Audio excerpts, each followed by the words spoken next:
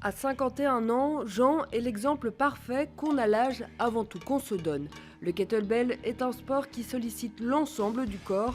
Il permet de travailler la force et la puissance évidemment, mais aussi la mobilité et la souplesse. Ce sont des mouvements qui sont un petit peu tirés de l'haltérophilie. Donc on a du jerk, du clean, du long cycle et du snatch.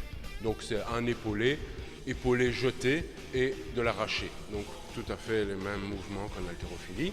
Jean a suivi sa première formation en 2012. 6 ans plus tard, il remporte 2 médailles d'or pour ses premiers championnats du monde. Dans sa catégorie vétéran 2, la kettlebell pèse 24 kg. Mais concrètement, comment fonctionne une compétition de kettlebell? On a la discipline qui est le Monde. Dans sa catégorie vétéran 2,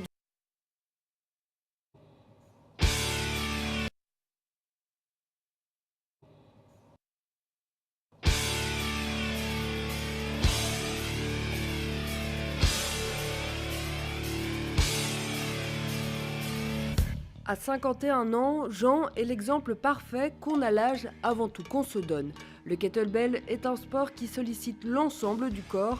Il permet de travailler la force et la puissance évidemment, mais aussi la mobilité et la souplesse. Ce sont des mouvements qui sont un petit peu tirés de l'haltérophilie. Donc on a du jerk, du clean, du long cycle et du snatch. Donc c'est un épaulé jeté et de l'arraché. Donc tout à fait les mêmes mouvements qu'en haltérophilie. Jean a suivi sa première formation en 2012. 6 ans plus tard, il remporte 2 médailles d'or pour ses premiers championnats du monde. Dans sa catégorie vétéran 2, la kettlebell pèse 24 kg.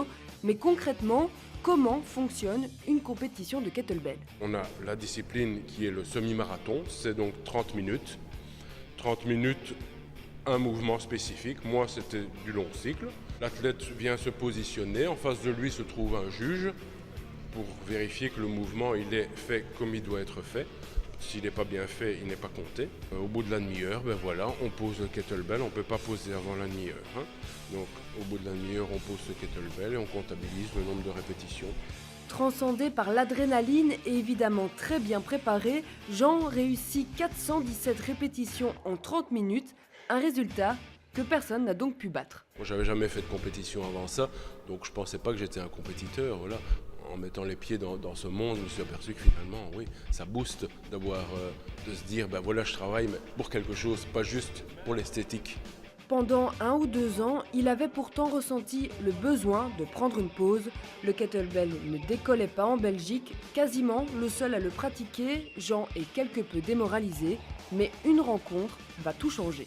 Il y a un petit jeune de Bruxelles qui me sonne, il y a de ça l'année passée, pas plus tard que l'année passée, qui me sonne et qui me dit écoute, j'aimerais bien apprendre le kettlebell. Je dis écoute, j'ai fait ça quelques années en effet, j'ai fait quelques championnats, mais bon voilà, écoute, ça décolle pas en Belgique, les gens n'en veulent pas.